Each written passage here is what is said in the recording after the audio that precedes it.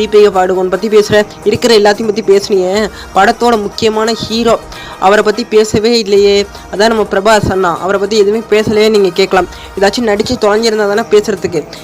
இவரை பெரிய pan India ஆக்டர்னு நினச்சிக்கிட்டார். பேன் இண்டியா ஆக்டர் தான் ஒத்துக்கிறேன். ஆனால் நடிக்கிற எல்லா படத்துலையும் நான் வாயை மட்டும் முடிக்கிறேன் சாமி, என்னை நீங்கள் அப்படியே பிரம்மாண்டமாக காட்டுங்க.